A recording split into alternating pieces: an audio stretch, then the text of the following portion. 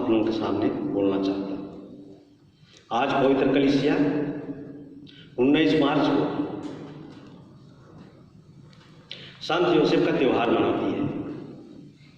और त्यौहार कैसे मनाया जाता है? खुशी खुशी मनाया जाता है ना। दुख होके तो कोई त्यौहार नहीं मनाते हैं। कोई मनाता है दुखी होके? कोई नहीं मनाता है ना। खुश होके ही त्यौहार मनाते हैं। खुश रहने को ही त्यौहार बोलते हैं, पर्व बोलते हैं। संत योसेफ कैथोलिक कलीसिया के संरक्षक हैं और हम पिताओं के भी संरक्षक संत हैं और मजदूरों के भी संरक्षक संत हैं। ये एक उदाहरण है और इससे हमें प्रेरणा मिलती है। हमें इसके लिए प्रार्थना करना चाहिए।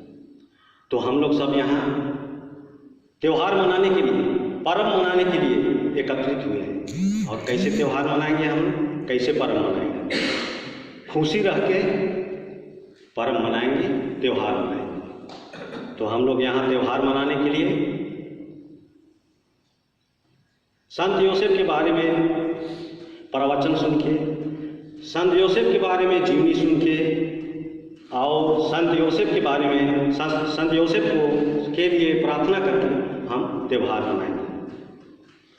चलिए हम संत योसेफ के जीवन के ऊपर प्रकाश डालते हैं। आप लोगों ने संत जोसेफ के जीवन के बारे में अच्छी तरह से जानते हैं, चाहे कि बचपन से लेकर अभी तक आप लोगों ने संत जोसेफ के जीवन के बारे में सुना है। आप लोगों ने बाइबल में इसके बारे में अच्छी तरह से पढ़ा है। सुसमाचार में फादरों ने आप लोगों को संत जोसेफ के जीवन के बारे में विस्तार पूर्वक जीवनी बताते हैं। तो आप लोग अच्छी तरह से संत जोसेफ के बारे में, जीवन के बारे में आप लोग अच्छी तरह से जानते हैं।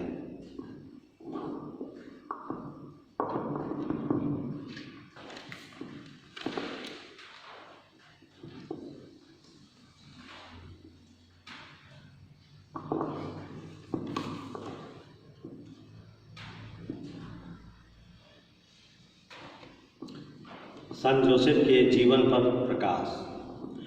19 मार्च को माता मरिया संत योसेफ का त्यौहार मनाती है। इसके संबंध में धर्म ग्रंथ में बहुत कम जानकारी मिलती है। ये माता मरियम के पति यीशु के पालक पिता थे। साथ ही साथ संपूर्ण कलीसिया के संरक्षक संत भी हैं। संत योसेफ एक धर्मी, एक विश्वासी, विनम्र, आज्ञाकारी, विवेकी तथा पत्नी भक्त पुरुष थे। इनका जन्म राजा दाऊद के वंश में हुआ था। उनके पिता का नाम याकूब था। कहा जाता है उनके जवान होने से पहले ही उनके माता पिता का देहांत हो चुका था। संत योसेफ पढ़ाई का काम करते हुए अपना साधारण जीवन बिता रहा था। इसी दरमियान महान मानव मुक्ति की योजना में शामिल होने के लिए ईश्वर कुंवारी मरियम का पति बनने के लिए बुलाया। शुरू में इस बुलाहट को स्वीकार करने में थोड़ा झिझक हुई, पर ईश्वरीय संदेश पाने के बाद उस पर विश्वास किया और इस योजना में अपना पूरा योगदान देने का संकल्प लिया। बालक यीशु के जन्म का समय निकट आने पर वह मरियम के साथ यरूशलेम गए। वहीं गर्भ का समय पूरा हो गया, इसलिए वह सुरक्षित जगह की तलाश का भरसक प्रयास किया और नहीं मिलने पर गौशाले घर में व्यवस्था की। और हम जानते हैं किस तरह से मुक्तिदाता यीशु ख्रिस्त का जन्म मवेशियों के बीच में एक गौशाले घर में हुआ। हम महसूस कर सकते हैं इस जिम्मेदारी को पूरा करने के लिए उसे कितना मानसिक, शारीरिक तकलीफों का सामना करना पड़ा होगा, पर बिना कुड़ाए इसे पूरा किया। कुछ दिन बीते ही थे कि उसे स्वर्गदूत का उन्हें संदेश मिला कि राजा हेरोद बालक यीशु को मार डालना चाहते हैं, इसलिए उसे मिस्र देश भगाना पड़ेगा। वह तुरंत तैयार हो गए और बिना तैयारी किए अनजान देश के लिए निकल पड़े। वहाँ पहुंचकर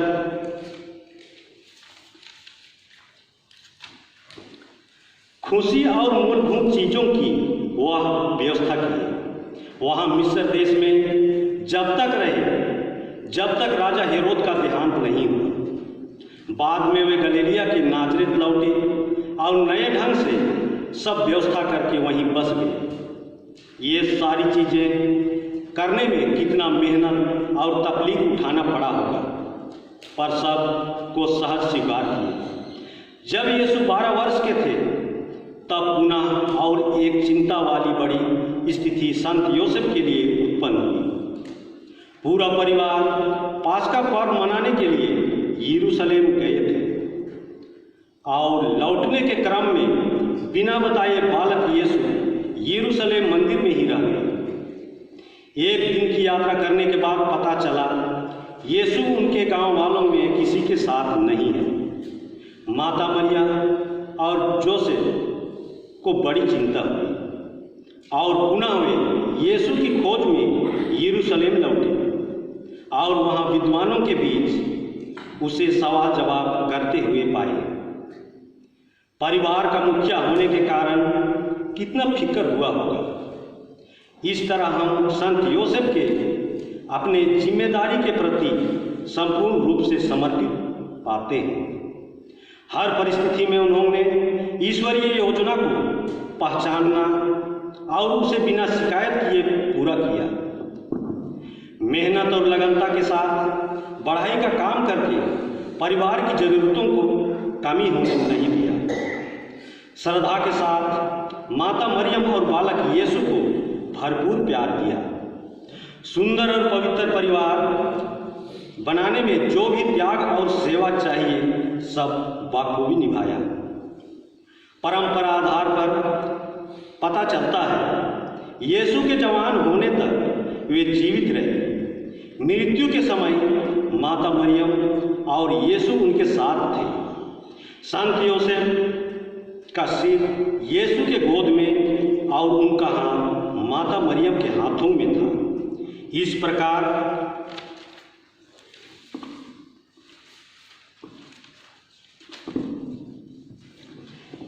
प्रकार उसकी मृत्यु सबसे सुंदर ढंग से हुई। इसलिए अभी भी लोग भले मरण के लिए संत योसेफ से प्रार्थना करते हैं। संत योसेफ परिवारों के संरक्षक और कुंवारियों के रक्षक संत माने जाते हैं। हम आगे सुनते हैं संत योसेफ के बारे में हमारे संत पापा क्या कहते हैं, क्या लिखते हैं, और हमारे कैथोलिक कलीसिया को चलाने के लिए हमारे संत पापा क्या क्या आदेश देते हैं। संत जोसेफ सभी श्रमिक के संरक्षक हैं। मेरे प्रिय भाइयों, हर साल संपूर्ण कलीसिया 1 मई को संत योसेफ श्रमिक का पर्व मनाती है। 1 मई सन 1955 की यह बात है जब इटली देश के कैथोलिक श्रमिक अपनी संस्था की 10वीं वर्षगांठ मनाने के लिए सेंट पीटर्सबर्ग रोम में गए थे, जहां पर उनकी सभा का आयोजन किया गया था। आगे में संत पापा पियुस 12वें कहते हैं। संत पापा पियुस 12वें ने संत योसेफ के बारे में ऐसा कहा कि वे एक संरक्षक, एक चरवाहा और एक पिता के समान हैं, जो सभी श्रमिकों के लिए एक उदाहरण है। और इस दिन संत पिता ने इस पर्व की स्थापना की। और आगे संत बेनेडिक्ट 15वें ने संत योसेफ के बारे में ऐसा लिखा है कि हमारे लिए वो स्वर्गीय पिता है और एक संरक्षक है, जो सभी श्रमिकों के लिए एक उदाहरण है। संत पिता पियुस 11वें संत योसेफ के बारे में विशेष रूप से लिखते हैं कि संत योसेफ हमारे लिए एक संरक्षक है, जो नाजरेत गांव के एक साधारण व्यक्ति थे और उन्हें प्रभु के राज्य की स्थापना करने में काफ़ी योगदान प्रदान किया है। संत पापा संत योसेफ के बारे में ऐसा भी लिखते हैं कि हमारे लिए एक संरक्षक है और उनकी मध्यस्थता से हम सभी श्रमिकों के लिए प्रार्थना करते हैं। जब दुनिया नास्तिक साम्यवाद की तरफ जा रही है तब संत योसेफ हमारी रक्षा कर सकते हैं। संत पापा पियूस 12वें कहते हैं, संत योसेफ को हमारे लिए एक संरक्षक दिया है और वे कहते हैं कि संत योसेफ की मध्यस्थ से हम सभी श्रमिकों के लिए प्रार्थना करें। संत योसेफ हम सभी श्रमिकों के लिए एक प्रेरणा का स्रोत है कि हम सब श्रमिकों के लिए